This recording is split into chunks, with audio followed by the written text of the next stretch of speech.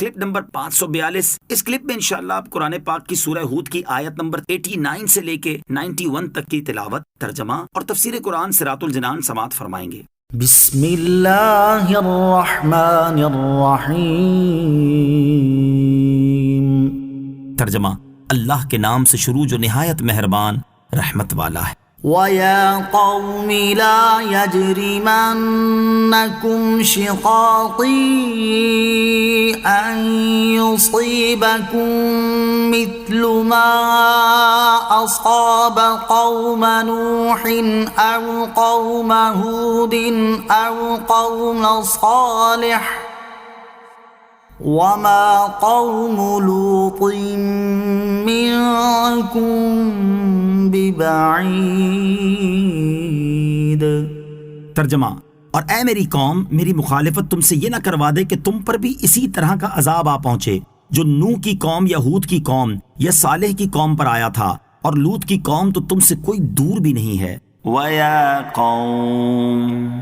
اور اے میری قوم۔ حضرت شعیب علیہ السلام نے اپنی قوم سے مزید فرمایا کہ اے میری قوم، مجھ سے تمہاری عداوت اور بغض، میرے دین کی مخالفت، تمہارے اللہ تعالیٰ سے کفر پر اصرار کرنے اور بتوں کی پوجا کرنے پر قائم رہنے، لوگوں سے ناپ تول میں کمی کرنے کو نہ چھوڑنے اور اللہ تعالیٰ کی بارگاہ میں توبہ سے اعراض کرنے کی وجہ سے کہیں تم پر بھی ویسا ہی عذاب نازل نہ ہو جائے جیسا حضرت نوح علیہ السلام کی قوم پر، یا حضرت ہود علیہ السلام کی قوم پر، یا حضرت صالح علیہ السلام کی قوم پر، یا حضرت لوط علیہ السلام کی قوم پر نازل ہوا۔ اور حضرت لوط علیہ السلام کی قوم کا زمانہ دوسروں کی بنسبت تم سے زیادہ قریب ہے، لہٰذا ان کے حالات سے عبرت حاصل کرو اور اس بات سے ڈرو کہ کہیں میری مخالفت کی وجہ سے تم بھی اسی طرح کے عذاب میں مبتلا نہ ہو جاؤ جس میں وہ لوگ مبتلا ہوئے۔ وَاسْتَغْفِرُوا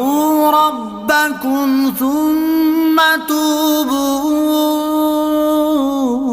إِلَيْهِ إِنَّ رَبِّي رَحِيمٌ وَدُودٌ۔ ترجمہ، اور اپنے رب سے معافی چاہو پھر اس کی طرف رجوع لاؤ، بے شک میرا رب بڑا مہربان محبت والا ہے۔ وَاسْتَغْفِرُوا رَبَّكُمْ،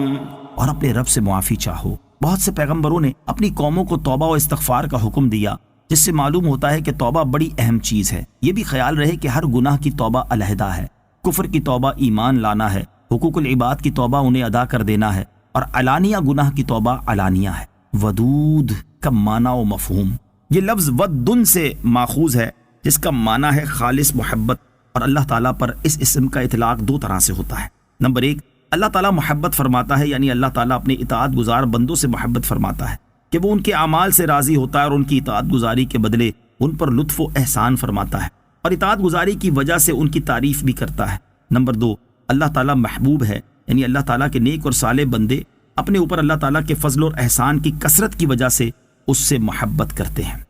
قالوا يا شعيب ما نفقه كثيرا مما تقول وإنا لنراك فينا ضعيفا ولولا رهطك لرجمناك وما أنت علينا بعزيز۔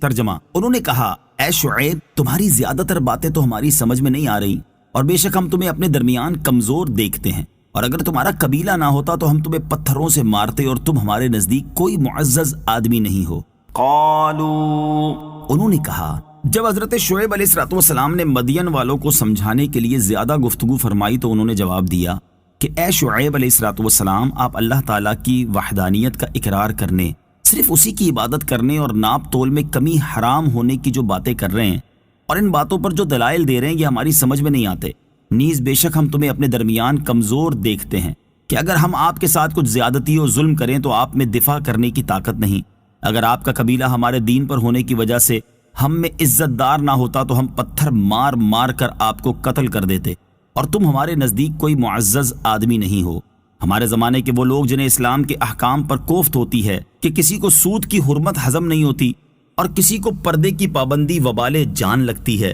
اور کسی کو حقوق اللہ کی ادائیگی اور عبادات کی پابندی پر مذاق سوچتا ہے، ایسے لوگوں کو اپنے اقوال و افعال کو قوم شعیب کے بیان کردہ جملوں کے ساتھ ملا کر دیکھ لینا چاہیے، کیا یہ اسی کافر قوم کے نقش قدم پر نہیں چل رہے؟